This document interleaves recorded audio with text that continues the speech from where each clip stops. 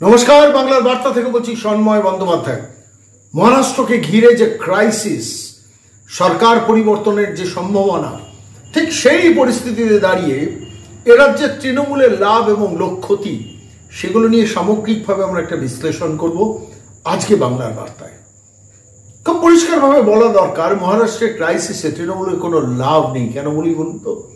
উদ্ধব ঠাকরে ছিলেন মমতা বন্দ্যোপাধ্যায়ের বিশ্বস্ত একজন বন্ধু, শিবসেনার নেতা, কিন্তু শিবসেনার মুখ্যমন্ত্রী, মহারাষ্ট্রের মুখ্যমন্ত্রী, কিন্তু মমতা বন্দ্যোপাধ্যায়ের সঙ্গে খুব ভালো সম্পর্ক। আপনারা দেখেছেন নবান্নে এসে সরাসরি উদ্ধব ঠাকরে মমতা বন্দ্যোপাধ্যায়ের সঙ্গে বৈঠক করেছেন, কথায় কথায় তার সঙ্গে টেলিফোনে কথাও বলেন। মহারাষ্ট্রে যখন মুম্বাইয়ে মমতা বন্দ্যোপাধ্যায় সেখানকার কিছু বিশিষ্ট নাগরিকদের সঙ্গে দেখা করতে গিয়েছিলেন, এবং সেই সভাতে সবার আগে শরদ পাওয়ার এবং উদ্ধব ঠাকরে এই দুজনের সঙ্গে দেখা করতে চেয়েছিলেন। এরা হচ্ছেন মুখ্যমন্ত্রী মমতা বন্দ্যোপাধ্যায়। শরদ পাওয়ারের সঙ্গে দেখা হয়েছিল, কিন্তু উদ্ধব ঠাকরের সঙ্গে দেখা হয়নি। উদ্ধব ঠাকরের পুত্র এসে মমতার সঙ্গে দেখা করে গিয়েছেন। এটা বেশ কিছুদিন ধরে এই সম্পর্কটা ডেভেলপ করেছিল। আজকে মহারাষ্ট্রে যে পরিস্থিতি তৈরি হয়েছে, উদ্ধব ঠাকরে ক্রমশ শিবসেনাতে একাকী হচ্ছেন এবং যে কোনো মুহূর্তে সরকার পড়ে যাবে। সেই পরিস্থিতিতে দাঁড়িয়ে উদ্ধব ঠাকরে যদি মুখ্যমন্ত্রীর পদ থেকে চলে যান, তাহলে শিবসেনার সঙ্গে কি তৃণমূল কংগ্রেসের সম্পর্কটা ভালো থাকবে? থাকা সম্ভব নয়। কেন বলছি? শিবসেনা তখন বিজেপি মুখী হবে। অর্থাৎ আপনারা জানেন যে ইতিমধ্যে যে স্প্লিটটা উদ্ধব ঠাকরে থেকে বেরিয়ে গেছেন, তারা কিন্তু বিজেপির সঙ্গে অ্যালায়েন্সটা চাইছেন প্রকাশ্যে। শিবসেনার সঙ্গে দীর্ঘদিন ধরে বিজেপির অ্যালায়েন্স ছিল। 2019-এর বিধানসভা নির্বাচনে মুখ্যমন্ত্রীর পদের দাবিদারিত্ব নিয়ে স্বাভাবিকভাবে একটা ভেদাভেদ তৈরি হয়, এবং বিজেপি থেকে বেরিয়ে গিয়ে উদ্ধব ঠাকরে, শিবসেনা, কংগ্রেস এবং এনসিপি, শরদ পাওয়ারের এনসিপি, তারা একজোট হন এবং সেখানে মুখ্যমন্ত্রী হন উদ্ধব ঠাকরে। এই ইকুয়েশনে চলছিল, কিন্তু এই ইকুয়েশনটা ভেঙে গেল, এবং এই ভেঙে যাওয়ার ফলে তৃণমূলের যেটা ডাইরেক্ট ক্ষতি, সেটা হচ্ছে সর্বভারতীয় ক্ষেত্রে মমতা বন্দ্যোপাধ্যায় নিজের শক্তি বৃদ্ধির ক্ষেত্রে বিভিন্ন রাজনৈতিক দলের সঙ্গে যে সম্পর্কগুলো তৈরি করছিলেন, সেখানে দাঁড়িয়ে একটি শক্তি কিন্তু বিনষ্ট হলো। অর্থাৎ মমতার সঙ্গে থাকা একটি শক্তি আলটিমেটলি কিন্তু বিজেপির দিকে চলে যাওয়ার সম্ভাবনা তৈরি হলো। ফলে স্বাভাবিকভাবে রাষ্ট্রপতি নির্বাচনে লাভ হলো বিজেপি, এবং মমতা বন্দ্যোপাধ্যায়ের শক্তি ক্ষয় হলো, অর্থাৎ বন্ধুত্বের শক্তিটা ক্ষয় হলো। যে সময় দাঁড়িয়ে ইতিমধ্যে যারা বিজেপি বিরোধী শক্তি সারা ভারতবর্ষে, আপনারা জানেন যে 2019-এ যে শক্তিটা 28 ছিল, সেটা নেমে 22 হয়েছিল। 22টি দলকে নিয়ে কনস্টিটিউশন ক্লাবে মমতা বন্দ্যোপাধ্যায় ভারতবর্ষের পরবর্তী রাষ্ট্রপতির নির্বাচনের ব্যাপারে বিরোধী মুখ ঠিক করার ব্যাপারে সভা ডেকেছেন। সেই 22-এর মধ্যে রাজনৈতিক দল এসেছিল 17টা। সেই 17-র মধ্যে আছে ধরুন সিপিআই, ফরওয়ার্ড ব্লক, আরএসপি, ছোট ছোট রাজনৈতিক শক্তি। বড় রাজনৈতিক শক্তি বলে শিবসেনা ছিল, শরদ পাওয়ারের এনসিপি ছিল, কিংবা ধরুন স্ট্যালিনের ডিএমকে ছিল, কিংবা ধরুন অখিলেশ যাদবের এসপি ছিল, কিংবা তেজস্বী যাদব লালু প্রসাদের দল ছিল। এই ধরনের কিছু শক্তি ছিল। আম আদমি পার্টি আহ্বান করা হয়েছিল, কিন্তু তারা আসেনি। এই পরিস্থিতিতে দাঁড়িয়ে যে সংকটটা তৈরি হলো মমতার ক্ষেত্রে, সর্বভারতীয় শক্তিটা ক্ষয়িষ্ণু হওয়াতে পরবর্তীকালে মমতা নিজেকে যে প্রধানমন্ত্রী হিসেবে গড়ে তোলার একটা স্বপ্ন দেখছিলেন, সেটা কিন্তু চুরমার হয়ে গেল। ইতিমধ্যে চুরমার হতে শুরু করেছিল। বিরোধী ঐক্যটাকে দেখানোর জন্য রাষ্ট্রপতি নির্বাচনের প্ল্যাটফর্মটাকে মমতা ব্যবহার করেছিল। আর সেই রাষ্ট্রপতি নির্বাচনের সময় একটা রাজনৈতিক শক্তি, যার কিছু শক্তি আছে মহারাষ্ট্রে, সেই শিবসেনা শেষ পর্যন্ত এই বিরোধী জোট থেকে বেরিয়ে গিয়ে বিজেপি মুখী হচ্ছে। এই পরিস্থিতিতে স্বাভাবিক কারণেই বিরোধী শক্তি দুর্বল হলো। এটাই চেয়েছিলেন বিজেপি নেতৃত্ব, এবং সেটার দিকেই গেল। 2019-এ একসঙ্গে বিজেপি এবং শিবসেনা একসঙ্গে হাতে হাত ধরে মহারাষ্ট্রে জিতেছিল, এবং সরকার গড়ার জায়গায় চলে গিয়েছিল। বৃহৎ শক্তি হিসেবে 106 জন যার বিধায়ক আছেন, তারা চেয়েছিলেন মুখ্যমন্ত্রীর দাবিদারিত্ব পদ, কিন্তু আলটিমেটলি সেটা শিবসেনা রাজি হয়নি। শিবসেনাকে টোপ দিয়ে কংগ্রেস এবং এনসিপি তারা সরকারটা গড়ে নেয়। 2.5 বছর সরকার চলল, এবার সরকার পতনের মুখে। আমরা মূল প্রসঙ্গে ফিরে আসি যে মমতা বন্দ্যোপাধ্যায় যে রাজনৈতিক শক্তি বৃদ্ধির খেলায় সর্বভারতীয় ক্ষেত্রে নেমেছিলেন, এই সর্বভারতীয় শক্তি বৃদ্ধির খেলাটা কিন্তু একটা সাংঘাতিকভাবে ধাক্কা খেল। এটা হচ্ছে প্রথম ক্ষতি। দ্বিতীয় ক্ষতি যেটা, সেটা হচ্ছে সামগ্রিকভাবে তৃণমূল কংগ্রেস আরেকটি বড় বিপদের মধ্যে রয়েছে। বিপদটা নিয়ে বেশি কেউ আলোচনা করে না, দেখবেন তথাকথিত বাংলার সংবাদ মাধ্যমে এটা নিয়ে বেশি আলোচনা হয় না। আপনার মনে আছে তৃণমূল কংগ্রেস 2021-এর নির্বাচনে জেতার পর দলটাকে সর্বভারতীয় একটা পরিচিতি দেওয়ার চেষ্টা করলো। দলের নাম হলো সর্বভারতীয় তৃণমূল কংগ্রেস। তার আবার একজন সর্বভারতীয় সাধারণ সম্পাদক হলো এবং তিনি সেটা তার ভাইপোকেই সেটা দিলেন। প্রথম যে কাজটা করলেন, তৃণমূল কংগ্রেসকে সারা ভারতবর্ষ ব্যাপী বিভিন্ন ছোট ছোট রাজ্যে ব্যাপ্তি ঘটানোর চেষ্টা করলেন আইপেকে পিকেকে সঙ্গে নিয়ে। এবার ঘটনা কি হলো, প্রথম ছোট রাজ্য হিসেবে গোয়াতে পা দিলেন, ত্রিপুরাতে পা দিলেন, মেঘালয়ে পা দিলেন, ছোট ছোট রাজ্যগুলোকে বাঁচছিলেন যাতে সেখানে শক্তি বৃদ্ধি করা যায়। গোয়াতে গিয়ে কি হলো, গোয়াতে বিধানসভা নির্বাচনে আমরা সরকার গড়ব, ক্ষমতায় যাব বলে টলে শেষ পর্যন্ত গোয়াতে তৃণমূল কংগ্রেস 40-এর মধ্যে একটি আসনও পেল না, অর্থাৎ অঙ্কুরেই বিনাশ ঘটলো। সেখানকার 12 জন তৃণমূল কংগ্রেসের নেতা যাদের দলে আনা হয়েছিল, কলকাতায় নিয়ে এসে 5 স্টার হোটেলে রাখা হয়েছিল, রাজস্বিক অভ্যর্থনা দেওয়া হয়েছিল, তারা তৃণমূল কংগ্রেসে জয়েন করে শেষ পর্যন্ত নবান্নে গিয়ে মমতা বন্দ্যোপাধ্যায়ের সঙ্গে সাক্ষাৎ করেছিলেন। সেই 12 জন তৃণমূল কংগ্রেস নেতা, ইনক্লুডিং গোয়াতে যাকে তৃণমূল কংগ্রেসের প্রেসিডেন্ট করা হয়েছিল, তিনিও দল ছেড়ে বেরিয়ে গেলেন। ওদিকে রেজাল্ট 40 জন। এবার চলুন ত্রিপুরাতে রাজীব বন্দ্যোপাধ্যায়কে ওখানে স্টোর করে রেখে দিয়েছে। ত্রিপুরায় বিস্তৃতি ঘটানোর জন্য বিভিন্নভাবে ভাঙন ধরানোর চেষ্টা করছিলেন, কখনো সিপিএম, কখনো কংগ্রেস, বিভিন্ন জায়গায়। আশিস দাস, ত্রিপুরার বিজেপি বিধায়ক, তিনি কালীঘাটে এসে মস্তক মুন্ডন করে বিজেপিতে জয়েন করেছেন। কিছুদিনের মধ্যে সাম্প্রতিককালে সেই আশিস দাস আবার তৃণমূল থেকে ব্যাক করলেন, কংগ্রেসে চলে গেলেন এবং যাওয়ার সময় অভিষেক বন্দ্যোপাধ্যায়ের সম্বন্ধে যা যা বলার বিশেষণ দেওয়ার সব কিছু দিয়ে দিলেন। অর্থাৎ একজন বিধায়ককে তৃণমূল কংগ্রেস ত্রিপুরায় ধরে রাখতে পারল না। 324 আসনের কর্পোরেশন নির্বাচন, ওখানে লোকাল আরবান বডি নির্বাচন, কর্পোরেশন শহরগুলোর, তাতে কন্টেস্ট করেছিল একাধিক আসনে তৃণমূল কংগ্রেস। একটি মাত্র 324-এর মধ্যে আসন জুটিয়েছিল, সেই আসনটিও শেষ পর্যন্ত তৃণমূল কংগ্রেস ধরে রাখতে পারেনি। তিনি জয়ী হওয়ার পর কিছুদিনের বাদে বিজেপিতে জয়েন করে যান, অর্থাৎ 324-এ দাঁড়ায় রেজাল্ট 0। এর ওপর গোদের ওপর বিস্ফোরা, ত্রিপুরাতে সুদীপ রায় বর্মন, বিজেপির বিধায়ক, তিনি বিজেপি ছাড়লেন, কিন্তু ছেড়ে তৃণমূলে গেলেন না, কংগ্রেসের হালটা ধরলেন। ফলে স্বাভাবিকভাবে কংগ্রেস কিছুটা শক্তি বৃদ্ধি করল। ত্রিপুরার বর্তমান অবস্থা, প্রথম শক্তি বিজেপি, দ্বিতীয় শক্তি সিপিএম, তৃতীয় শক্তি ত্রিপুরা মথা, চতুর্থ শক্তি কংগ্রেস, পঞ্চম শক্তি হিসেবে তৃণমূল ওখানে টাকা ইনভেস্ট করছে। কিছু লোক লস্কর কলকাতা এবং দক্ষিণবঙ্গ থেকে, উত্তরবঙ্গ থেকে নিয়ে গিয়ে সেখানে অ্যাপয়েন্ট করে রেখেছে। 4টে উপনির্বাচন লড়ছে, লক্ষ লক্ষ টাকা খরচা হচ্ছে এই বাংলা থেকে, কিন্তু আলটিমেট রেজাল্ট হবে 0। কেন, সুস্মিতা দেবকে নিয়ে গিয়ে সেখানে ভাবি মুখ্যমন্ত্রী হিসেবে প্রজেক্ট করেছেন, যেটা ত্রিপুরার মানুষ পছন্দ করছে না। সিপিএম এর সঙ্গে তৃণমূলের অ্যালায়েন্স সম্ভব না, বিরোধী শক্তি। ত্রিপুরা মথার সঙ্গে সম্ভব। কংগ্রেস সুদীপ রায় বর্মন জমি ছাড়বে না, তাহলে তৃণমূল কংগ্রেস ভোট কাটুয়া পার্টি হবে, যেটা গোয়াতে হয়েছে। গোয়াতে বেশ কয়েকটি আসনে গোয়াতে কংগ্রেসের কিছু ভোট কেড়ে কামড়ে নিয়েছিল তৃণমূল, টাকা পয়সা ছড়িয়ে। বলে আলটিমেটলি ত্রিপুরায় কিন্তু সম্ভাবনা খুব বেশি নেই। এখন বাকি হইল কি, হরিয়ানাতে আপনাদের মনে আছে অশোক তানভীর, কংগ্রেসের একজন যুব নেতা, রাহুল গান্ধীর কোটিয়ারি নেতা ছিলেন। তিনি মমতা বন্দ্যোপাধ্যায় যখন দিল্লিতে গিয়েছেন, মমতা বন্দ্যোপাধ্যায়ের সঙ্গে দিল্লিতে গিয়ে নিজে যোগাযোগ করেছিলেন এবং গিয়ে সেখানে তৃণমূল কংগ্রেস জয়েন করে সেই অশোক তানভীর হরিয়ানাতে তৃণমূল কংগ্রেসের অফিস খুলেছে।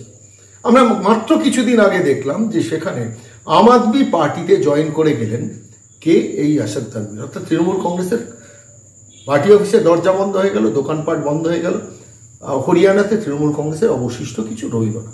বাকি রইল মেঘালয়। 12 জন বিধায়ক, আপনারা জানেন উত্তর পূর্ব ভারতের রাজনীতি, মাঝে মাঝেই তারা দল বদল করেন, সাফোকেশন লাগে বলে তারা দল ছেড়েছেন কংগ্রেস, আবার শেষ পর্যন্ত তারা কংগ্রেসে ফিরে যাবেন বলে মনস্থির করেছেন সংবাদ মাধ্যমে রিপোর্ট। এবার বাকি রইল অসম। সেই অসমে গেছেন রিপুন ভোরাকে দলে নিয়েছেন কংগ্রেস থেকে ভাঙিয়ে, অর্থাৎ কংগ্রেসের ভোট ভেঙে কিছু যদি সংখ্যালঘু ভোট টানা যায় সেই অঙ্ক করে অসমে গিয়েছেন। কিন্তু অসমে মনে রাখতে হবে যে গোয়ার উত্তর পূর্ব ভারতের মূল রাজনীতির চালিকা শক্তি এখন হেমন্ত বিশ্ব শর্মা, যিনি অসমের মুখ্যমন্ত্রী হয়ে 1 বছরে পুরো ভোল বদল করে দিচ্ছেন। ফলে স্বাভাবিকভাবে সেখানে তৃণমূল কংগ্রেসের কোনো সম্ভাবনা আছে কেউ মনে করেন না। তার জন্য ইতিমধ্যে রিপুন ভোরার সঙ্গে যারা তৃণমূল কংগ্রেসে জয়েন করেছিলেন কংগ্রেস থেকে, তারা আবার সবাই কংগ্রেসে ফিরে যাচ্ছেন, লাস্ট রিপোর্ট। তাহলে তৃণমূল কংগ্রেসের সর্বভারতীয় পরিচিতিটা হবে কি করে? গোয়াতে 0, ত্রিপুরাতে 0, অসমে এই অবস্থা, মেঘালয়ে এই অবস্থা, হরিয়ানাতে দোকান বন্ধ হয়ে যাচ্ছে। ফলে সর্বভারতীয় তকমা লাগিয়ে অভিষেক বন্দ্যোপাধ্যায় আগামী দিনে তৃণমূল কংগ্রেসটাকে যে সর্বভারতীয় করার চেষ্টা করছিল, সেটাও কিন্তু অঙ্কুরে বিনাশ করছে। এটা কিন্তু সমস্যা নম্বর 2। আমরা আপনাদের 3টে বিপদের কথা বলছিলাম। দলটার সর্বভারতীয় ক্ষেত্রে বন্ধুত্ব হারাচ্ছে, শিবসেনার মতো শক্তি চলে যাচ্ছে। দলটা সর্বভারতীয় হওয়ার চেষ্টা করছে, কিন্তু বাংলার বাইরে কেউ অ্যাকসেপ্ট করছে না দলটাকে। সমস্যা দ্বিতীয়, সমস্যা তৃতীয়। এই সমস্যা তৃতীয়টা কিন্তু খুব গভীর সমস্যা, কারণ আপনারা জানেন যে দুই ভাইপো কিন্তু খুব বিপদে পড়েছে। একজন ভাইপোর নাম হচ্ছে রাহুল গান্ধী, তাকে বারবার 4 বার না 6 বার ইডি ডেকে পাঠিয়েছে। আর এই ভাইপো অভিষেক বন্দ্যোপাধ্যায়কে 2 বার ডেকে পাঠিয়েছে। এবং আষ্টে পৃষ্ঠে এই সিবিআই ইডি কিন্তু মারছে।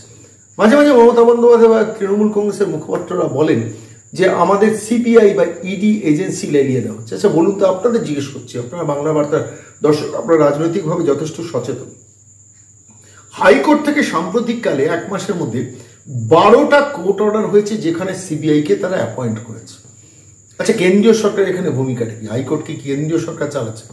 হাইকোর্ট বুঝেছে যে এ রাজ্যে গভর্নেন্সটা নেই, বিভিন্ন ক্ষেত্রে করাপশন রয়েছে, ফলে স্বাভাবিকভাবে হাইকোর্ট সিবিআইকে দায়িত্ব অর্পণ করছে, তবে অ্যাপয়েন্ট করে দিচ্ছেন যে সিবিআই ইন্টারোগেশনের জন্য, ইনভেস্টিগেশনের জন্য। ফলে স্বাভাবিকভাবে হাইকোর্ট বিরূপ হয়ে গেছে। এখন যার জন্য অভিষেক বন্দ্যোপাধ্যায় কদিন আগে আপনারা জানেন কোন একটি সভায় বলেছেন, সম্ভবত হলদিয়া সভা থেকে, হাইকোর্টের কেউ 2-1 জন বিচারপতি কেন্দ্রীয় সরকারের সঙ্গে যোগাযোগ রাখছে। সাম্প্রতিককালে একজন বিচারপতি নয়, একাধিক বিচারপতি কিন্তু সিবিআই রায় দিচ্ছে। তাহলে কি অভিষেক বন্দ্যোপাধ্যায় বলবেন সমস্ত বিচারপতিরা অ্যাপয়েন্টেড বাই সেন্ট্রাল গভর্নমেন্ট, তাই তার সেন্ট্রাল গভর্নমেন্টের সঙ্গে যোগাযোগ রেখে আমাদের বিরুদ্ধে রায় দিচ্ছে? আসলে খুব ইন্টারেস্টিং একটা জায়গায় গিয়ে পৌঁছেছে। দিদি মোদি সেটিং গল্পটাকে বাজারে বামপন্থীরা খাইয়ে একটু বাজারটা তৈরি করার চেষ্টা করছিল, কিন্তু সাম্প্রতিককালে কিছু ঘটনাবলিতে দিদি মোদি সেটিং গল্পটা কিন্তু আস্তে আস্তে ধ্বংসের দিকে যাচ্ছে। এবং আমাদের নিজেদের ধারণা হাইকোর্ট যে সিবিআইগুলো অ্যাপয়েন্ট করেছে সেগুলো কিন্তু একটা লং টার্ম এফেক্ট পরের দিকে যাচ্ছে। কারণ ভারতবর্ষ নয়, পশ্চিমবঙ্গের মাটিতে চিটফান্ডের পর বৃহত্তম স্ক্যাম হতে চলেছে চাকরিতে দুর্নীতি, চাকরিতে টাকা দিয়ে চাকরি কেনা, 20-30 লাখ টাকা পর্যন্ত ইনভেস্ট করে টাকা নেন। এবং আপনারা একটু ভালো করে ভাবুন, আমি এই পয়েন্টটা বারবার আপনাদের কাছে বলবো, আবারও বলবো, সেটা হচ্ছে মুখ্যমন্ত্রী মমতা বন্দ্যোপাধ্যায় বিধানসভায় দাঁড়িয়ে কি বলেছেন যে কারুর চাকরি যাবে না, আমরা চাকরি দিই, চাকরি খাই না, ফাইন এনাফ। যিনি চাকরি খান না তিনি তাহলে টাকা নিয়ে চাকরিগুলো দিয়েছিলেন কেন? তিনি সংখ্যাটা বলেছেন 50 থেকে 100। হাইকোর্টের সাম্প্রতিককালে সমস্ত যা চাকরি চলে যাওয়ার ঘটনা ঘটেছে, প্রায় 300 থেকে 350 সংখ্যাটা গিয়ে দাঁড়িয়েছে। এবং সংখ্যাটা অনেকটা দূর এগোবে, কেননা টাকা খাওয়াখাওয়ির কতটাকে শেষ পর্যন্ত ধরতে পারবে সিবিআই এবং হাইকোর্ট সেটা সময় বলবে। কিন্তু আমাদের নিজেদের ধারণা, আবার বলছি, 24 থেকে 25 হাজার স্কুল শিক্ষক গ্রুপ সি গ্রুপ ডি মিলিয়ে 24 থেকে 25 হাজার ফলস রিক্রুটমেন্ট আছে এই বাংলায়, স্টার্টিং ফ্রম 2012 টু 2022। ফলে যত ধরা পড়বে শেষ পথে এই ছেলেমেয়েগুলো কিন্তু রাস্তায় নামবে। মমতা বন্দ্যোপাধ্যায় চেষ্টা করবেন এদের অন্যান্য জায়গায় সরকারি চাকরি দিয়ে ম্যানেজ করার, কিন্তু করাপশন ইজ এক্সপোজড, যারা টাকা নিয়েছেন তারা যদি ধরা পড়েন, এবং টাকার রূপটা কোথায়, বারবার আমি সাম্প্রতিককালে একজন সিবিআই এর প্রাক্তন খুব সিনিয়র অফিসারের সঙ্গে আমার পরিচয় ছিল, কথা হচ্ছিল, তিনি বলছেন যে দেখুন করাপশনের রূপটা সিবিআই কিন্তু ওই ছোট চুনোপুটি ধরলে হবে না, মাথা পর্যন্ত ধরতে হবে। তিনি বলছিলেন যদি উপেন বিশ্বাসের মতো অ্যাডিশনাল ডিরেক্টর লালু প্রসাদ যাদবকে জেলে ঢোকাতে পারেন, তাহলে এই পশ্চিমবঙ্গের মাটিতে টপ মোস্ট লিডার যদি টাকা খেয়ে থাকেন, আবার বলছি যদি টাকা খেয়ে থাকেন, কথাটা বলছি অনীহা সত্ত্বেও অনিচ্ছা সত্ত্বেও, তার কারণ টপ মোস্ট লিডার যদি টাকা না খান, এত 100 কোটি টাকা বা কয়েক হাজার কোটি টাকার ডিল চাকরিতে কখনো হতে পারে না, এটা সবাই জানেন। বারবার আমরা বলছি সর্বোচ্চ পর্যায়ে নেতৃত্ব টাকা পেয়েছেন, তাই মানিক ভট্টাচার্য 10 বছর ধরে প্রাথমিক শিক্ষা পর্ষদের সভাপতি হয়ে থেকেছেন, পার্থ চট্টোপাধ্যায়রা 9 বছর ধরে রাজ্যের শিক্ষামন্ত্রীর দায়িত্ব সামলেছেন, এবং টাকা হরিশ চ্যাটার্জি হরিশ মুখার্জি রোড পর্যন্ত যেত, কালীঘাট পর্যন্ত যেত, ভাইপো টাকা তুলতেন, এটা সবাই বলছেন, আমরা বলছি না, আমরা মনে করি প্রমাণ হওয়া দরকার, কিন্তু সবাই বলছেন, সবাই জানেন, এটা বলার কথা নয়, সেটা হচ্ছে টাকা শেষ পর্যন্ত সর্বোচ্চ পর্যায় পর্যন্ত যেত। ফলে আরেকটা লালু প্রসাদ যাদব এই বাংলায় তৈরি হবে কিনা, জেলে যাবে কিনা সময় বলবে, কিন্তু এটা কিন্তু বিপদ 3 তৃণমূল কংগ্রেসের। তার কারণ আজও কাল দেখুন আমার নিজের বিশ্বাস পার্থ চট্টোপাধ্যায় অ্যারেস্টেড হয়ে যাবেন, এবং তাকে ডিসক্লোজ করতে হবে যে মমতা বন্দ্যোপাধ্যায় এবং অভিষেক বন্দ্যোপাধ্যায়ের অফিস থেকে কতগুলো কোটার চাকরি তাকে দিতে হয়েছে, এবং যারা চাকরিটা পেয়েছে তাদের যদি সিবিআই কাস্টাডিতে নিতে পারে, আবার বলছি যদি সিবিআই কাস্টাডিতে নিতে পারে, তাহলে কিন্তু তারা বলে দেবেন কত টাকা তারা ইনভেস্ট করেছেন, কাকে কাকে কত টাকা দিয়েছেন। এই ধরুন এই চন্দন মণ্ডলের নাম শোনা গেল, কিন্তু চন্দন মণ্ডল এখন অ্যারেস্টেড হলো না কেন? এই মুহূর্তে দাঁড়িয়ে অ্যারেস্টেড হলো না কেন? এই মুহূর্তে তো তিনি তো সমস্ত তথ্য লোপাট করবেন, সমস্ত প্রমাণ লোপাট করবেন। চন্দন মণ্ডলকে ইমিডিয়েটলি সিবিআই ইন্টারোগেশন করা উচিত। ধরুন একটা প্রশ্ন আমাদের মনে দেখা দিয়েছে, হাইকোর্ট থেকে জাস্টিস অভিজিৎ গাঙ্গুলি সিবিআইকে বলেছেন যে উপেন বিশ্বাসকে আপনারা পার্টি করুন। এখনো পর্যন্ত উপেন বিশ্বাসের সঙ্গে কেন সিবিআই গিয়ে বসেনি, সমস্ত তথ্য তার কাছ থেকে আহরণ করেনি? এই প্রশ্নটা আমাদের এসছে মনে বলে আপনার প্রশ্নটা করলাম। ফলে জাস্টিস অভিজিৎ গাঙ্গুলি আজ হোক কাল সেদিকে হয়তো নজর দেবে। বিপদ কিন্তু এটাও একটা সব থেকে বড়, অর্থাৎ তৃণমূল কংগ্রেসে যে 3 বিপদ দিয়ে শুরু করেছিলাম, প্রথম বিপদ হচ্ছে সর্বভারতীয় ক্ষেত্রে বন্ধুত্ব হারানো, দ্বিতীয় বিপদ হচ্ছে সর্বভারতীয় ক্ষেত্রে যে বিস্তৃতি ঘটাতে গিয়েছিল, কয়েক হাজার কোটি টাকা ইতিমধ্যে বাংলা থেকে সেখানে ইনভেস্ট করে দেওয়া হয়েছে। অভিষেক বন্দ্যোপাধ্যায় স্পেশাল ফ্লাইটে সেখানে যাচ্ছেন, বসছেন, 5 স্টার আতিথ্যতা দিচ্ছেন, সেইখানে দাঁড়িয়ে সেটা সাকসেসফুল হচ্ছে না। 3 হচ্ছে শুধু CBI ED on their own initiative বা অন্যান্য কেস নয়, হাইকোর্ট মনিটর্ড সিবিআই ইডি কিন্তু ঢুকে পড়ছে। আমরা এই প্রতিবেদন যখন পেশ করছি তখনই খবর এলো ইডি ইতিমধ্যে শিক্ষাক্ষেত্রে ঢুকে পড়েছেন। অঙ্কিতা অধিকারী এবং আরেকজনের ক্ষেত্রে তাদের কাছ থেকে সমস্ত ডকুমেন্টস চেয়ে পাঠিয়েছেন, অর্থাৎ তাদের মামলা যারা মামলা করেছেন তাদের আইনজীবীর কাছ থেকে ডকুমেন্ট চেয়ে পাঠিয়েছেন। আমরা এটাই বলেছিলাম ইমিডিয়েটলি ফাইন্যান্সিয়াল করাপশনের ব্যাপারে ইডির কিন্তু ইমিডিয়েটলি ঢোকা দরকার, এবং সেটাই ঢুকছে। হয়তো অনেকেই অস্থির হচ্ছেন যে কবে সিবিআই শেষ পর্যন্ত রুই কাতলাগুলোকে তুলবেন। আমাদেরও প্রশ্ন যে কবে অনুব্রত মণ্ডল জেলে যাবে, কবে পার্থ চট্টোপাধ্যায় জেলে যাবে। আমাদের আর একটু প্রশ্নটা আরও বড়, কবে হরিশ মুখার্জিতে সিবিআই যাবে, কবে হরিশ সেনজিতে সিবিআই যাবে। হরিশ মুখার্জিতে গেছে ইতিমধ্যে, কিন্তু জালে তিমি মাছগুলোকে তোলা দরকার, এবং সেটা যদি হয় তাহলে তৃণমূল কংগ্রেসের 3 নম্বর সব থেকে বড় বিপদ, যার জন্য দলটা কিন্তু উঠে যাওয়ার জায়গায় যাবে। তার কারণ এখন আবারও বলছি, এই মুহূর্তে দাঁড়িয়ে বাংলায় যে রাজনীতিটা চলছে, যেটা 2021-এর 2রা মের পর থেকে করা হয়েছে, যেহেতু মমতা বন্দ্যোপাধ্যায় বিজেপিকে হারিয়েছেন, বড় মার্জিনে হারিয়েছেন, প্রায় 60 লক্ষ ভোটের মার্জিনে হারিয়েছেন, 2,28,00,000 আর 2,80,00,000 অঙ্কে। ফলে অনেকগুলো সিট তারা জিতেছেন। এটা ফ্লোট করা হয়েছিল আগলিবার দিদি প্রাইম মিনিস্টার, কিন্তু সেটা আস্তে আস্তে যে ধ্বংসের দিকে যাচ্ছে সেটা এই মহারাষ্ট্র ঘটনার প্রেক্ষিতে পরিষ্কার হচ্ছে। রাষ্ট্রপতি নির্বাচনে মুখ থুবড়ে পড়বেন যশবন্ত সিনহা, তৃণমূলের অ্যাপয়েন্টেড যিনি প্রার্থী। ফলে স্বাভাবিকভাবে সেটা ধ্বংসের মুখে যাচ্ছে। দ্বিতীয় যেটা হচ্ছে সর্বভারতীয় বিস্তৃতি যেটা ঘটানো হচ্ছে, ওইটাকে দেখি অ্যাম্বিশনটাকে। ত্রিপুরায় গিয়ে, অসমে গিয়ে বলা হচ্ছে যে Mamata Bandyopadhyay future prime minister, ওকে ব্যাকিং করুন, ওর দলে আসুন। মানুষ যখন বুঝতে পারবে সেখানকার এটা বাংলার পার্টি, এটা পরিবারের পার্টি, এটা চোরেদের পার্টি, পিসি ভাইপোর পার্টি, এবং বুঝতে পারছে বলে অসম থেকে আস্তে আস্তে তৃণমূল থেকে সবাই কংগ্রেসে ফিরছেন। গোয়াতে তো সবাই প্রায় বেরিয়ে গেছেন, মানে নেই, লোক নেই সেখানে গোয়াতে তৃণমূল কংগ্রেস করার। ত্রিপুরাতেও কিছুদিনের মধ্যে সেই পরিস্থিতি তৈরি হবে। তখন কিন্তু বাংলার বাইরে তৃণমূল বলে কিছু আর থাকবে না। আর সব থেকে বড় জিনিস, যখন বাংলার বাইরে বা ভারতবর্ষের রাজনীতিবিদরা দেখবে যে রুই কাতলাগুলো তৃণমূল কংগ্রেসের ওই পুলিশে, মানে আলটিমেটলি কাস্টাডিতে ঢুকছে, পুলিশের এর মধ্যে ঢুকছে, জালের মধ্যে ঢুকছে, সিবিআই এর জালের মধ্যে ঢুকছে, তখন কিন্তু তৃণমূল কংগ্রেসের যে হাইটটা তোলা, যেমন মমতা বন্দ্যোপাধ্যায় ভারতবর্ষের পরবর্তী প্রধানমন্ত্রীর মুখ, সেটাও কিন্তু ধ্বংসের মুখে যাবে। ফলে স্বাভাবিকভাবে 2024 যত কাছে আসছে তত কিন্তু সংকট বাড়ছে তৃণমূলের। আপনারা হয়তো বিশ্বাস নাও করতে পারেন, কারণ তৃণমূল একটি বেসিক্যালি আইপ্যাক্ট নির্ভর দল এবং প্রচার নির্ভর দল এবং প্রচণ্ড মিথ্যে কথা বলা দল। ফলে স্বাভাবিকভাবে তারা হাইটটা বাঁচিয়ে রাখছে, কিন্তু ভেতরটা কিন্তু ফাঁপা হয়ে গেছে। সেটা গোয়া প্রমাণ দিচ্ছে, সেটা ত্রিপুরা প্রমাণ দিচ্ছে, সেটা আসাম প্রমাণ দিচ্ছে, সেটা মেঘালয় প্রমাণ দিচ্ছে, সেটা হরিয়ানা প্রমাণ দিচ্ছে, এবং অবশ্যই বন্ধুত্ব হারানোর সংকট, এই যে কি সাংঘাতিক জায়গা। উদ্ধব ঠাকরেকে শেষ পর্যন্ত না বলতে হয় যে আপনি আসুন তৃণমূলের শাখা খুলুন। শিবসেনাতে আর উদ্ধব ঠাকরে কোনো জায়গা হবে বলে অ্যাপারেন্টলি এই মুহূর্তে মনে হচ্ছে না। আমি আজকে সামগ্রিকভাবে তৃণমূল কংগ্রেসের যে 3টে বিপদ সেটাকে এক্সপ্লেন করলাম, হয়তো একটু দীর্ঘ হলো, কিন্তু আমাদের এই এক্সপ্লেনেশনের পরেও আরও অনেক এক্সপ্লেনেশন আছে, সেটা অন্যদিন করব। আমাদের এই যে এক্সপ্লেনেশন, আমরা যে সার্বিকভাবে যে বিশ্লেষণটা করলাম সর্বভারতীয় রাজনীতির নিরিখে, মহারাষ্ট্র ক্রাইসিসের নিরিখে, এই বিভিন্নভাবে সিবিআই ইডির ব্যাপারটির নিরিখে এবং সমস্ত রাজ্যগুলো, একাধিক রাজ্যে তৃণমূল যে শাখা খুলেছে, সেখানে যে ব্যর্থতা, চূড়ান্ত ব্যর্থতার জায়গা তৈরি হচ্ছে, আলটিমেটলি কিন্তু 2024 না 2023-এর মধ্যে তৃণমূল কংগ্রেস কিন্তু শেষ পর্যন্ত মোহভঙ্গের একটি রাজনৈতিক ক্লাবে পরিণত হবে, দলে নয়। ঠিক লিখলাম, ঠিক বললাম কি ভুল বললাম, অবশ্যই কমেন্ট বক্সে লিখবেন। প্রত্যেকটা কমেন্ট আমরা নিয়মিত পড়ি, এবারও পড়ব, সঙ্গে থাকবেন।